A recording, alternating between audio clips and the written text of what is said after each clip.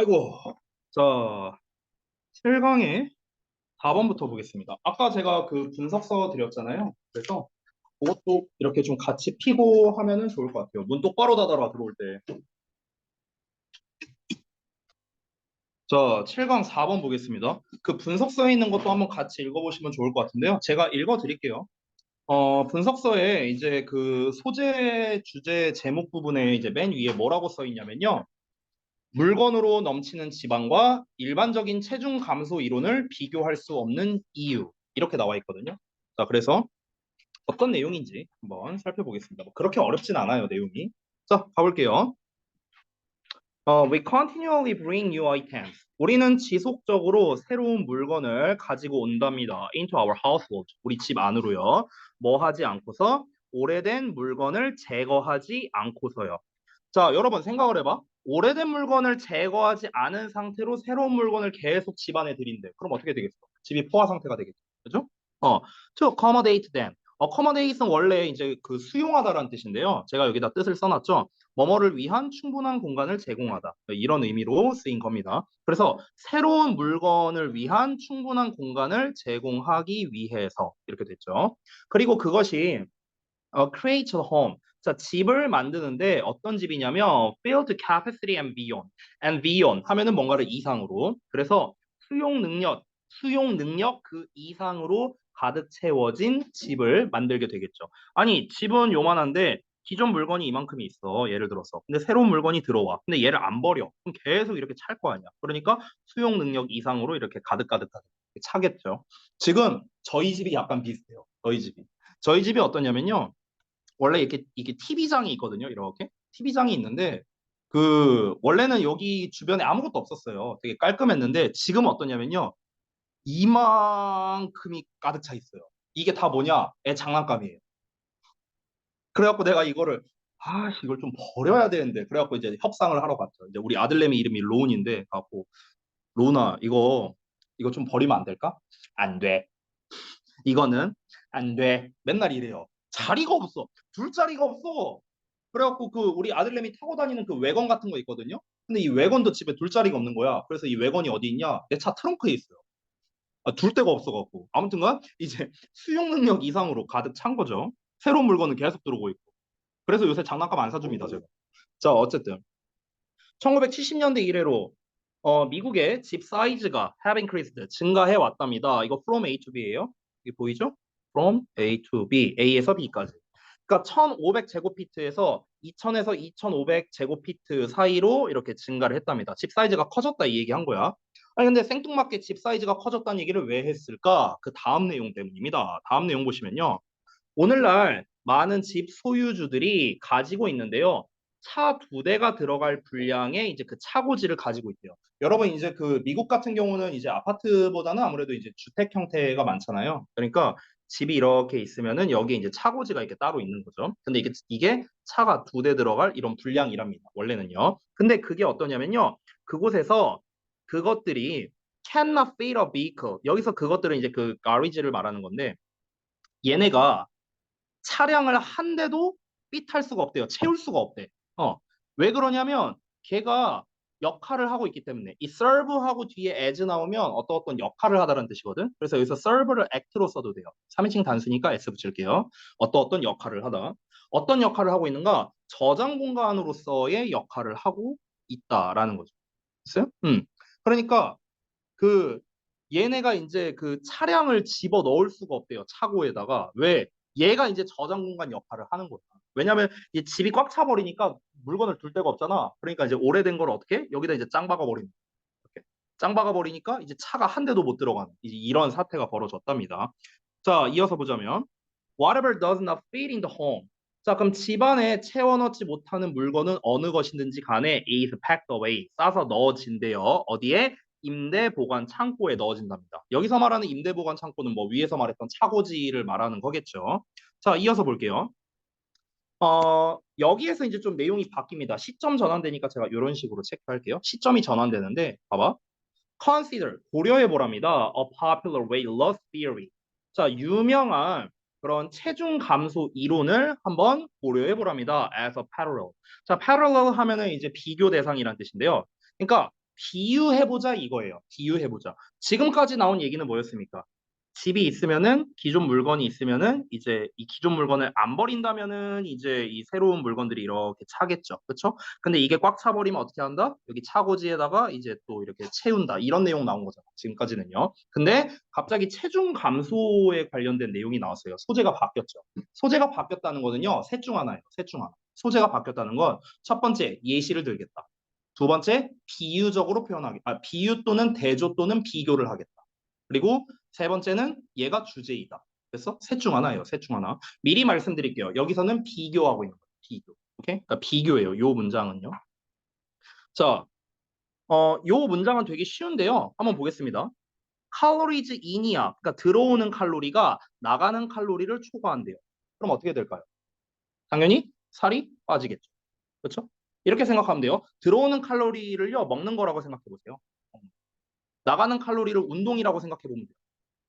우리가 먹으면 칼로리가 들어올 거 아니야. 그렇죠? 운동하면 칼로리가 나가겠죠. 그렇죠? 이렇게 생각하면 됩니다. 그러면은 이 먹는 양이 운동량을 초과해요. 그럼 당연히 살이 찌겠죠. 그렇죠? 먹는 양이 운동하는 양보다 적어요. 그럼 당연히 살 빠지겠죠. 먹는 양과 운동하는 양이 똑같아요. 그럼 당연히 무게가 유지되겠죠. 너무나 당연한 이론이잖아. 그렇죠? 자, 이거를 가지고 한번 생각을 해보자는 거야. 그러면 이제 이 이론이 여기서 true라는 표현 나왔는데 한번 설명드린 적 있어요. 이 true는요, 유효한 또는 적용되는 이런 뜻이 있었습니다. 그래서 뒤에 보통 이제 be true of라는 표현으로 많이 쓰입니다. 아니면은 hold true of 이렇게도 많이 쓰여요. be true of, hold true of. 뭐뭐에 적용되다, 뭐뭐에 유효하다. 이런 뜻이에요. 둘이 같은 뜻이에요. 다시 한번. 그럼 이것이 우리의 주거 공간에도 적용되지 않겠느냐? 이렇게 물어본 거예요. 그래서 이 이론이 적용되지 않겠느냐라고 물어본 거죠. 그렇죠? 즉 무슨 말이냐면요. 여기서 칼로리가 들어온다라는 건 뭘 말하는 겁니까? 새로운 물건이 들어온다. 이걸 말하는 거겠죠? 그리고 칼로리가 나간다는 거는 당연히 오래된 물건을 빼낸다. 뭐 이런 걸 말하는 거겠죠. 그렇죠? 근데 그럼 이게 똑같은 내용 아니냐? 이렇게 얘기를 한 거야. 결론을 말할게요. 똑같은 내용이 아닙니다. 왜 아니냐? 그 이유가 맨 마지막 문장에 나와 있고요. 여기가 바로 이 글의 주제인데요. 마지막 문장을 보자면 우리의 신체는 may stretch 늘어날 수 있어요. 하지만 불행하게도 우리의 지백에 있어서는요, 우리의 벽장은 그렇지 않답니다. 즉, 늘어날 수가 없다는 거죠. 그렇죠? 사람의 신체가 이렇게 있어, 평범하게 있어. 그런데 우리가 계속 먹어, 예를 들어서. 계속 먹어. 그럼 어떻게 합니까? 살이 찌겠죠. 그러니까, 원래 몸통이 이만했는데 몸통이 이만해질 수도 있는 거예요.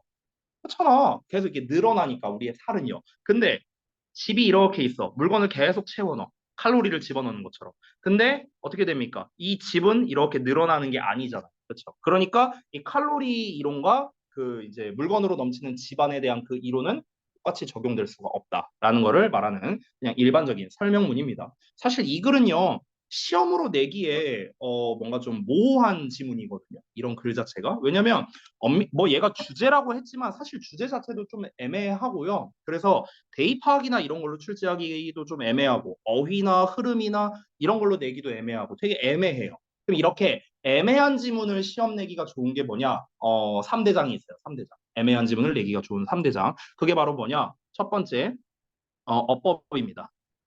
그리고 두 번째가 그 순서 문제, 순서나 삽입 문제. 그리고 세 번째가 일치거든요. 근데 이거 4번이니까 어법 안 나오잖아요. 그렇죠? 그러면 이제 제일 만만한 게 뭐야? 얘네야, 얘네. 순서, 삽입, 일치. 됐어요? 얘네가 내기가 가장 좋다. 제 개인적인 생각으로는요, 삽입이나 일치 쪽이 조금 더 나은 것 같아요. 제 생각에는요. 만약 삽입을 낼 거라면요, 삽입 문장은 보통 좀 짧은 게 국룰이거든요. 너무 길면 안 돼요. 그러니까 원래 시점이 전환되는 이 부분이 원래 삽입 내기가 좋은데 너무 길잖아요. 그래서 여기는 조금 이제 좀 별로고요. 이렇게 짧은 문장 있죠. 이런데. 이런 부분이 좀 삽입하기가 괜찮은 문장이겠죠. 아니면은 삽입으로 낼 만한 게 뭐가 있을까? 딴 데는 딱히 보이지 않네요. 저 문장밖에 안 보이죠. 삽입으로 낼. 요 정도? 요 정도밖에 보이지 않겠습니다. 내용 일치는 어차피 세부적인 해석을 물어보는 문제이기 때문에 세부 내용, 그러니까 직독직해 정도만 우리가 잘하고 유의어 학습만 잘하면 무난하게 풀 수 있는 문제. 이렇게 정리하겠습니다. 됐죠? 자, 그래서 7강 요 정도로 끝내고요. 바로 이어서 13강 가겠습니다. 스피드하게 갈게요. 스피드하게. 빨리 끝내고 여러분도 가셔야 되니까.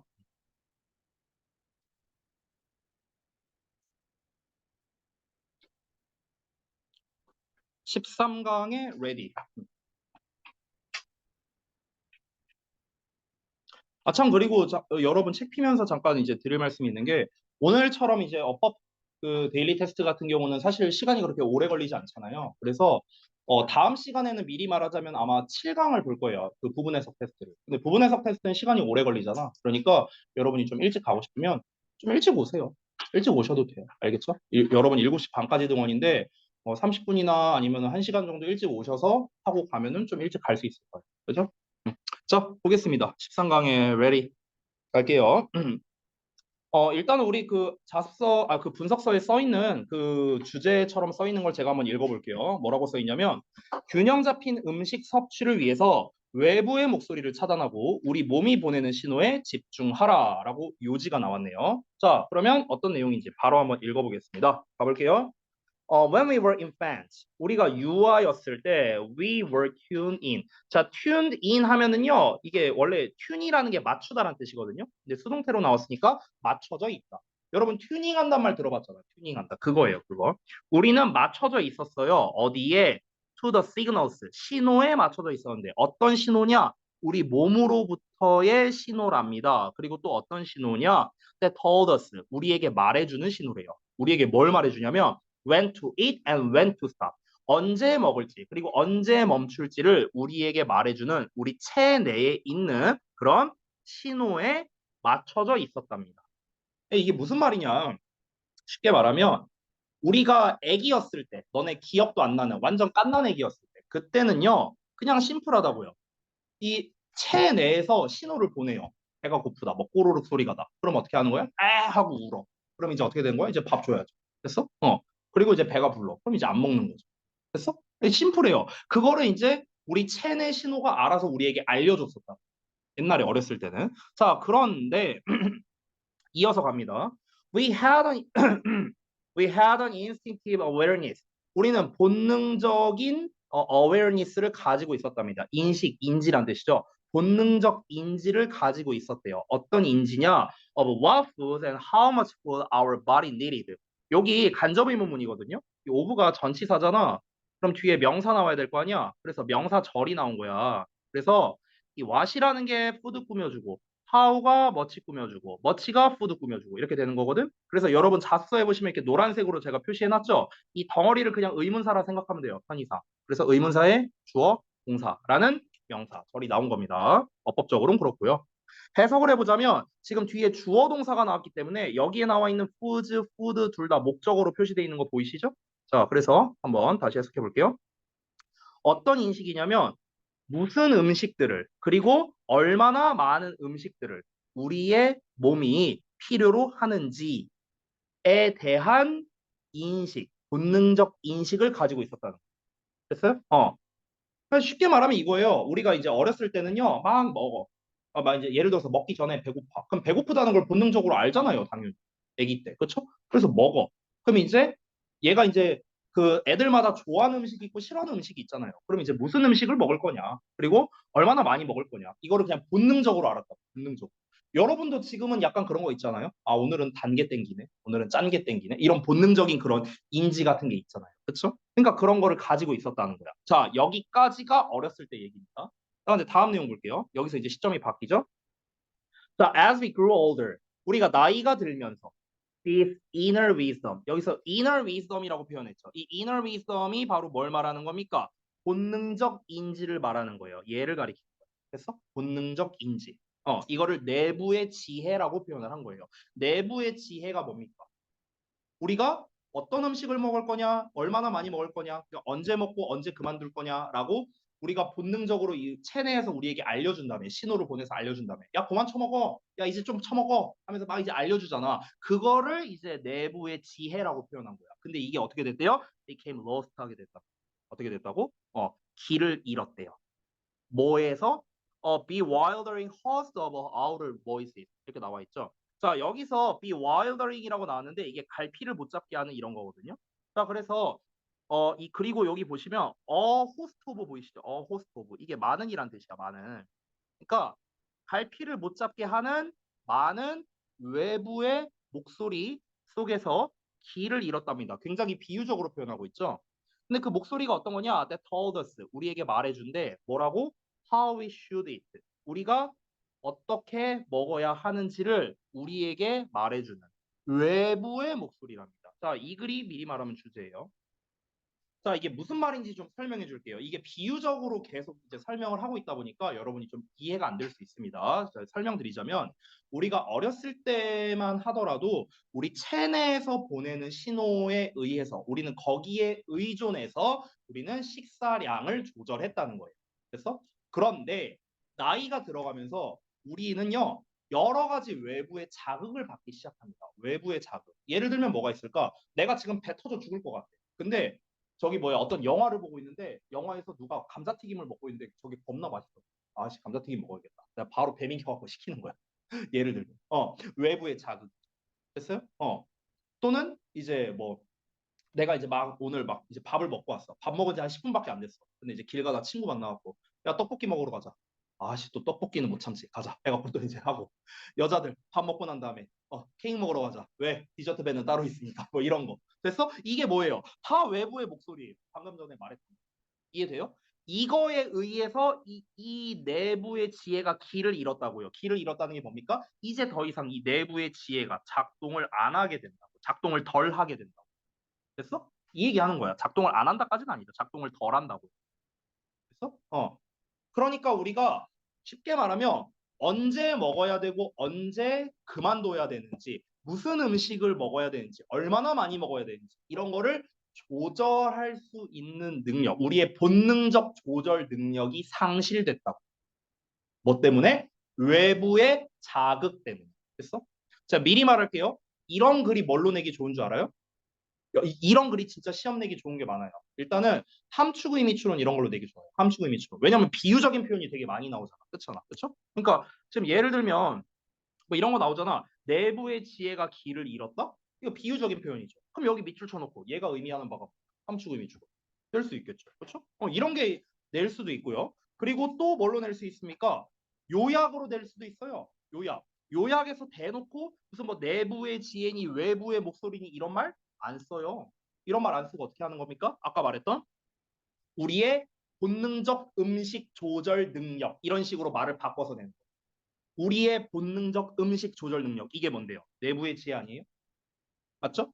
근데 이게 뭐 때문에 외부의 영향에 의해서 또는 주변 환경의 영향에 의해서 뭐 이렇게 표현할 수도 있겠죠. 그래서 그러니까 우리가 이제 다른 말로 바꿔 쓰는 즉 패러프레이징을 할 만한 요소가 너무 많은 거예요. 이런 게 시험 내기가 너무 좋다는 거죠. 이런 글은요. 대입 파악 내기도 좋아요. 주제, 제목, 요지 이런 걸로 내도 그러니까 낼 수 있는 게 굉장히 많은 그런 글이라고 보면 되겠습니다. 그러니까 뭘로 내도 전혀 이상하지 않다. 그래서 이 글은요. 전체 내용도 중요하고요. 한 문장 한 문장이 정확히 뭘 의미하느냐 이것도 중요한 글이에요. 그래서 되게 이 글은요. 꼼꼼히 공부해야 되는 글입니다. 전체도 중요하고 세부도 중요해요. 좀 써두세요. 이걸 학습할 때는 전체 내용도 중요하고 세부적인 내용도 중요한 거예요. 알겠죠? 그렇게 학습을 해야 돼요. 이 글은요. 아까 우리가 읽었던 7강 4번은 어떻습니까? 오히려 세부 내용이 조금 더 중요한 글이었어요. 근데 이 글은 전체와 세부가 다 중요한 글입니다. 알겠죠? 낼 수 있는 문제가 너무 많아서 그래요. 자, 그럼 이제 부연 설명 나옵니다. 어떻게 나오나 볼까요? We received. 우리는 받았대요. 상충되는 메시지를 받았대. From our parents, our peers, 그리고 scientific research. 이게 전부 다 뭡니까? 이 세 개가 전부 다 outer voice겠죠. 외부의 목소리. 됐나요? 이게 다 외부의 목소리야. 우리의 부모님, 우리 동료, 과학적 연구 결과 이게 뭡니까? 다 외부의 목소리죠. 이거로부터 상충되는 메시지를 받았대. 여기서 상충된다는 건 뭘 말하는 건데? 내 내부에서는 이걸 먹어라. 아니면 그만 먹어라. 이렇게 말하고 있어. 또는 더 먹어라. 이렇게 얘기하고 있어. 근데 그것과 상충되는 메시지가 외부에서 들어오니까. 그러니까 우리가 이제 자꾸 이제 마찰이 일어나는 거죠. 내 내부에서의 말하는 주장하는 것과 외부에서 주장하는 것. 됐어요? 이런 얘기예요. 자, 이어서 보자면 these messages 이러한 메시지는 create a confusion 혼란을 불러일으킨답니다. 어떤 혼란입니까? 욕망, 충동, 반감이에요. aversion, 반감. 그러니까 욕망, 충동, 반감의 혼란을 유발했고요. 그 욕망, 충돌, 반감이 어떤 거냐면 이런 건데요. have made, 만들었대. 우리를 unable, 할 수 없게 만들었대. to just eat, 그냥 먹거나. and to eat just enough. 그저 충분한 양을 먹는 것을 할 수 없게끔 만든 욕망, 충동, 반감의 혼란을 유발했답니다. 자, 이러한 메시지라고 했어요. 이러한 메시지가 뭡니까? 요거죠. 상충되는 메시지. 됐어요? 외부의 메시지죠. 외부의 메시지. 이 외부의 메시지로 인해서 우리가 혼란이 오는 거야. 됐어요? 이 혼란이 뭐라고요? 이런 혼란이라고요. 다시 한번 뭐다? 우리가 그냥 먹어. 그냥 충분한 양을 먹어. 이런 거를 못하게 만든다고.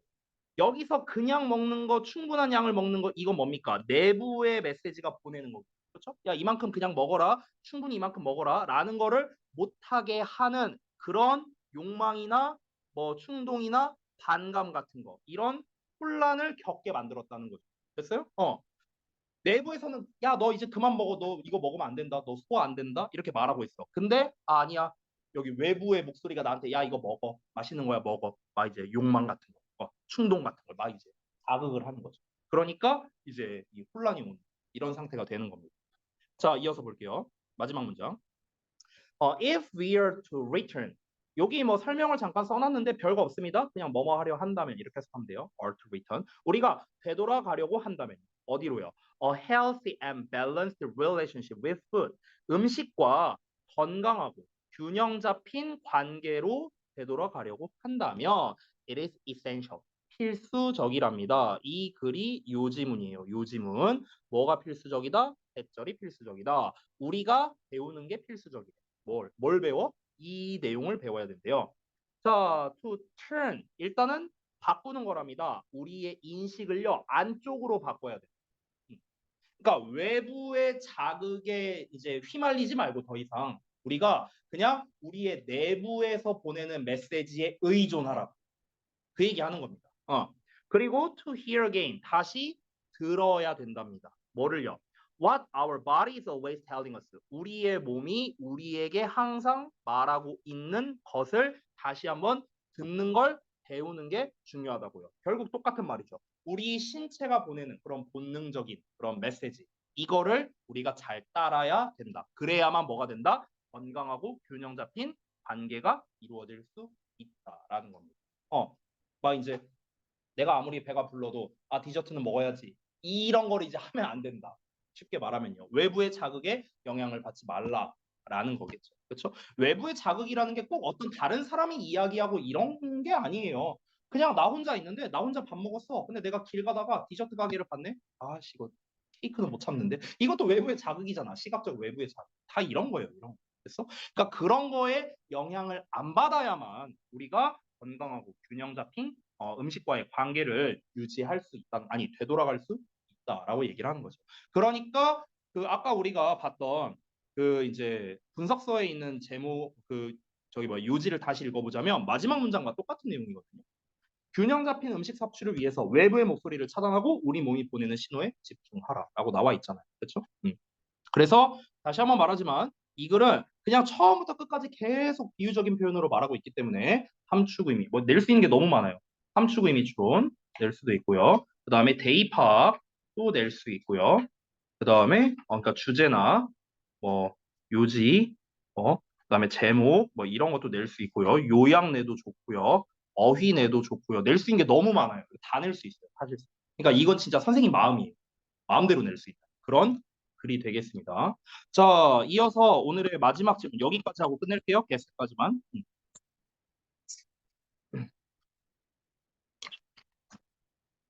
자, 개셋. 별로 안 어렵습니다. 읽어볼게요. 자, 분석서에 뭐라고 나와 있냐면요. 제목에 회화를 현실 모방에서 해방시킨 사진술이라고 나왔습니다. 여기 회화라는 게 뭐냐면요. 그림 그리는 거 말하는 거예요. 쉽게 말하면. 자, 바로 한번 가볼게요. 자, when photography came along in the 19th century. 여러분, 포토그래프는 사진이고요. 포토그래피, Y가 붙으면 사진 기술이에요. 사진 기법. 알겠죠? 그래서 사진 기법이 came along, 등장했을 때 19세기에 그림 그리기, 회화는 was put, 놓여졌습니다. in crisis, 위기에 놓여졌대요. 왜 그럴까요? 우리가 그냥 상식적으로 생각해보면 옛날에는요, 이제 그림을 그릴 때 얼마나 정밀 묘사를 잘하느냐가 핵심이었거든요.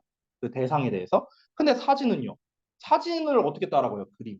그쵸? 우리가 이제 뭐야, 어떤 그림을 보고, 야, 이거 진짜 사진 같다라고 표현을 할 수 있지만, 사진을 보고 그림 같다라고, 아니, 그림 같다라고도 표현을 하나? 넘어갈게요. 예시가 안 떠오르네. 아무튼간. 네, 그러니까 이제 그때 이제 그림 같다는 약간 칭찬으로서 말을 하는 거겠죠. 근데 어쨌든간 이제 사진보다 더 정밀 묘사를 할 수는 없잖아요. 사진은 그걸 그대로 반영을 한 건데. 근데 이제 그림은 그대로 반영을 할 수는 없을 거 아니에요. 아무래도 한계가 있겠죠. 그렇죠? 그러니까 그림 그리는 게 이제 위기에 처하게 되었다라고 하는 겁니다. 그죠? 자, the photograph 사진은요, it seemed 보였는데 자, 요런 거를 해석하는 법을 좀 알려줄게요. 잘 봐봐. 포토그래프하고 did the work라고 여기 주어 동사 나와 있죠. 그렇죠? 근데 여기 it seemed라고 주어 동사가 이렇게 콤마콤마로 껴 있죠. 이게 뭐냐면요. 이거 뭐 필기는 안 해도 돼요. 그냥 해석하는 방법 알려주는 거야. 주어 동사가 이렇게 나와 있는데 주어 동사가 사이에 껴 있어. 이렇게. 이건 뭐냐면요. 이거랑 똑같습니다. 어, 여기에다 내가 이렇게 표시를 할게요. 그러면 이게 뭐랑 똑같냐면 이거랑 똑같아요. 됐어요? 이거랑 똑같은 거야. 그러니까 대절에 있는 주어 동사를 이렇게 바깥으로 빼고 대을 날리고 이 주어 동사를 곱살이 낀 거. 이거랑 똑같은 거예요. 알겠죠? 해석할 때. 그래서 해석을 할 때는요. 이 seemed를 먼저 해석하면 돼요. 여기서 원래 it은 해석이 없거든. 그러니까 뭐뭐처럼 보였다 그냥 이거야. 그러니까 여기 주어랑 동사 어쩌고 쭉 뒤에 나와 있잖아요. 그쵸? 그럼 이거 여기랑 여기를 다 해석하고 이거인 것처럼 보였다. 이렇게 해석하면 돼요. 됐니? 그래서 여러분 그 아래에 의역 부분 봐봐요. 해석 뭐라고 나와 있어요? 사진은 여태까지 화가가 할 수 있었던 것보다 자연을 모방한 일을 더 잘하는 것처럼 보였다. 보였다로 끝나. 그렇죠? 똑같은 겁니다. it seemed 대시랑 똑같아요. 자, 다시 한번 볼게요. 자, 뭐뭐처럼 보였대요. 사진은 did work. 어떤 일을 하는 것처럼 보였답니다. 어떤 일이냐? Of imitating nature better. 그러니까 자연을 모방한다는 일을요, 더 잘 하는 것처럼 보였답니다. then 뭐보다요? 페인터가 이제껏 해왔던 것보다요. 이제껏 해왔던 건 뭘 해온 겁니까? 당연히 뒤에 생략된 말을 제가 써놨죠? imitate nature예요. 자연을 모방하는 일. 자, 이어서. 그러면 이제 어떤 일이 벌어졌을까? 몇몇 화가들이 make 나오고 use 나오고 of 나왔죠. made use of, make use of. make use of가 그냥 사용하다라는 뜻이야. 사용하다. 근데 이제 중간에 practical 나왔으니까 실용적인 사용을 했다. 실용적으로 사용했다. 이렇게 의역하면 됩니다. 자, 몇몇 화가들은요. 실용적으로 사용했대. 뭐를? 그 발명품, 즉 사진을. 어. 그럼 어떻게 활용했다는 걸까? 이어서 볼까요? There were impressionist painters. 자, 인상파 화가들이 있었는데 이 사람들이 누구냐면요. Use a photograph. 사진을 사용하는 인상파 화가들이 있었대. 자, 뭐에서요? In place of라고 나왔는데 in place of가 뭐뭐 대신에라는 뜻이거든요. instead of랑 똑같아요. 어떤 거 대신에냐? 모델이나 풍경 대신이래. 그들이 그리고 있는 모델이나 풍경 대신에 사진을 사용하는 인상파 화가들이 있었다. 아, 이런 식으로 활용한다는 거구나. 예를 들어서 내가 에펠탑을 그리고 싶어. 에펠탑 갈 수는 없잖아. 원래는 가서 그렸어야겠죠. 그렇죠? 근데 에펠탑 사진 하나만 있으면 그냥 집에서 그려도 되잖아요. 이런 식으로 이제 활용을 했다는 거겠죠. 자, 이어서 볼게요.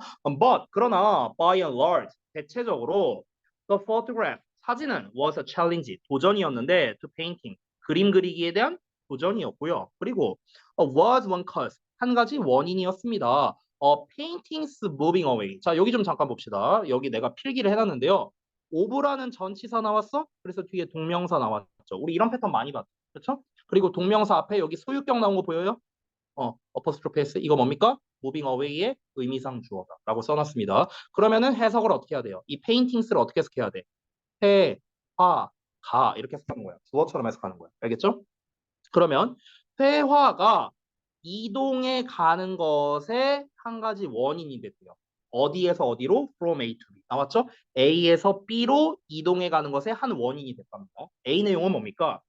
Direct representation and reproduction이래요. 직접적인 표현과 복제. 이게 원래 그렸던 방식이죠. 즉 자연을 얼마나 정밀 묘사를 잘하느냐. 원래 이거였잖아. 사진술이 등장하기 전에 내가 자연 묘사를 잘한다. 그럼 그게 뭡니까? 그림 잘 그리는 화가라는 뜻이었다고. 근데 사진술이 등장했어요. 이제 어떻게 됐습니까? 내가 아무리 자연을 잘 모방해서 그려봤자 어차피 사진을 못 따라갑니다. 그러니까 이제 이 방식에서 어디로 바뀐 겁니까? abstract painting으로 바뀐 거야. 추상화로 바뀐 거예요. 추상화. 피카소 같은 사람. 됐어요? 그래서 20세기에 추상화로 이제 변하게 됐다는 거예요. 이해됩니까? 이제는 정밀화를 사진을 따라갈 수 없어. 그러니까 어떻게 하는 거야? 추상화 쪽으로 바뀌게 됐다는 거죠. 이어서 since photographs did such a good job of representing things 여기까지 보자면 자 사진은요 했답니다. such a good job 그렇게나 좋은 일을 했대요. 직역하자면 그러니까 쉽게 말하면 뭡니까? 아주 잘했다고요. 뭐를요? 어떤 사물을 이제 표현하는 것을요. as they existed 그 사물들이 존재하는 대로 세상에 됐어? 그러니까 쉽게 말하면 뭡니까? 사진이라는 거는 있는 그대로 자연을 잘 표현했다고요. 사물이든 뭐든 간에 어떤 것들을 잘 표현했다고요. 그랬기 때문에 화가들은요, were freed, 자유로워졌답니다. 엥? 자유로워졌다고? 뭐로 자유로워졌는가? To look inward래요. inward. 즉, 내면을 보는 게 자유로워졌다. 그리고 represent things, 어떤 사물을 표현하는 게 자유로워졌답니다. 옛날에는 어땠냐면 사진 기법이 등장하기 전에는 예를 들어서 피카소 같은 화가가 막 이상한 추상화를 그렸어. 그럼 이제 사람들의 평가는 어땠냐? 뭐야 이거? 이딴 걸 그리고 있어. 이런 느낌이었을 거라고. 됐어? 왜냐면 그 당시만 하더라도 얼마나 이 풍광을 잘 표현하느냐가 이제 이 화가의 실력을 나타내는 어떤 기초였으니까. 됐어요? 이제 표본이었으니까. 근데 이제 어차피 사진이 등장하면서 이 정밀화는 이 사진을 따라갈 수가 없어요. 그러니까 이제 옮겨갔다고 했잖아요. 추상화로 옮겨갔다고 했잖아. 그러니까 이제 사람들이 어떻게 한 거야?